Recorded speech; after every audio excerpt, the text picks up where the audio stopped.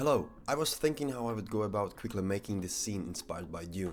The look is far from the looks of the movies, but maybe you'll appreciate at least some parts of the process. So we begin by making a plane and scaling it up to approximately 200 meters. Then I place my camera in a linear way, adjust the focal length to 82mm, set the scene frame rate to 25 FPS and the render engine to cycles on the GPU. Now back to the plane. I will make a new window so I can see real-time edits and camera view both.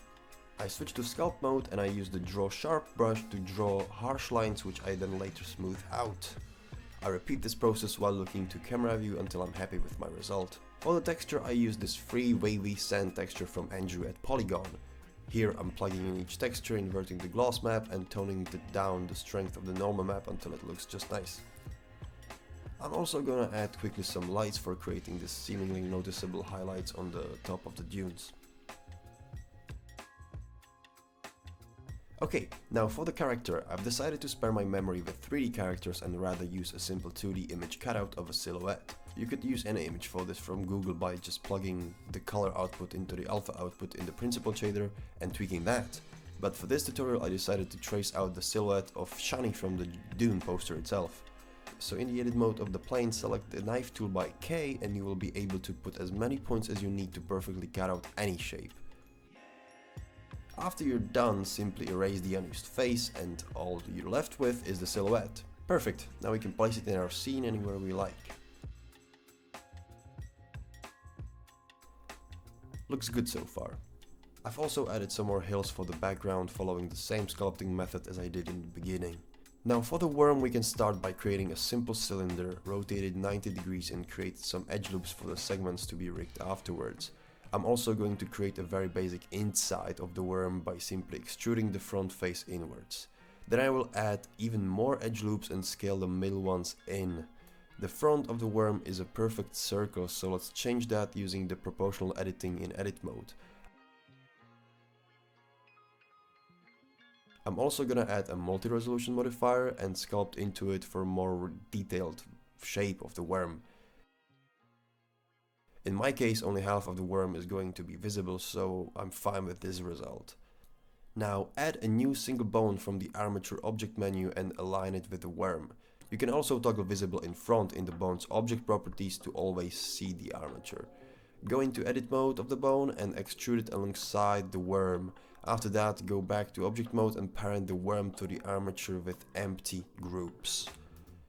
Each of the bones you created has a specific name, and by parenting it with empty groups, Blender has created for us vertex groups with the very same names.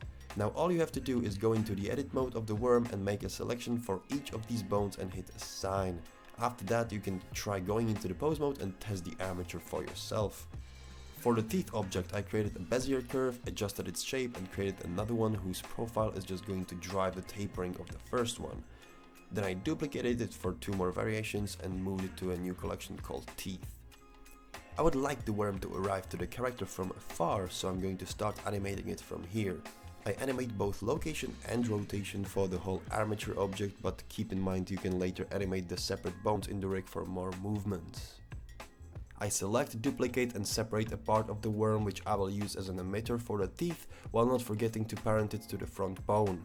Now in the geometry node editor of the emitter object we want to distribute points on faces and will add instance on points along with the collection info node. Select the teeth collection and add in the align euler to vector node and set its axis on Y.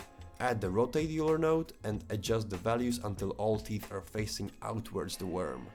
Now add in a simple value node and setting it to negative value will result in the teeth facing inward, which is precisely what we want. You can adjust the density or seed values to your liking. To see the worm arriving, I've added a new plane with subdivision on it. We're gonna go to the physics tab and create a new canvas set to displace in the dynamic paint option. You can copy these values if you want, but they're specific to my scene and you might need to tweak them a little. Select the worm and in the dynamic paint tab assign it as a new brush. Now we can see how it affects the shape of the plane when animated. And from the camera view we can see the sand rising behind the horizon. For the material of the teeth, I've used a simple principal shader with a noise texture plugged into a normal map. For the worm it's a very similar setup. I know I'll be able to see only the front of the worm and still it's going to be heavily influenced by motion blur, so I'm fine with this result. The render preview of the worm looks like this. For the world material, I've used an HDRI map and positioned it so I have these clouds right behind the worm. To create some cost-effective dust, you can make a plane and in the shader tab plug in a noise texture into the alpha input. Multiply the density with the math node and adjust the scale. Looks okay, but let's get rid of the edges. We can use a gradient texture set to spherical and driven by the object texture coordinates. And then adjust the scale, smooth out the threshold with the color ramp, and lastly use this as a factor between the principal shader and a transparent node. Lastly, disable diffuse ray visibility so the plane doesn't reflect any unwanted light on the ground. Now you can use these dust planes to position them around and create a sense of depth in the scene. I've added a bit more of them and I moved them both in front and behind the worm. Let's tone down the scene's exposure in the film tab in the render settings. You can parent these dust planes to the worm and keyframe their location in the mapping node in the material settings. This way the plane moves with the worm but gives the illusion of wind blowing to the direction you animate it. Inside the worm I've also put a light with a negative value so it makes the inside darker. I like to render out a single frame and then make some compositing choices on top of that. So first I use the ambient occlusion pass as an overlay for better lighting. Then adjust the image slightly with the RGB curves, color balance where you can really play with the tone of the render, and some effects such as glare and lens distortion node. After all this, you should get a result that looks like this. It is by no means on the same level as any high-budget VFX movie, but it was fun to create, and I hope you maybe learned a thing or two from the process. My main goal was really to show how you could go on about creating this effectively cost-free without spending time on simulating sand, wind or other things. So I hope you enjoyed if you stayed this long, and I look forward to seeing you in the next one. Bye!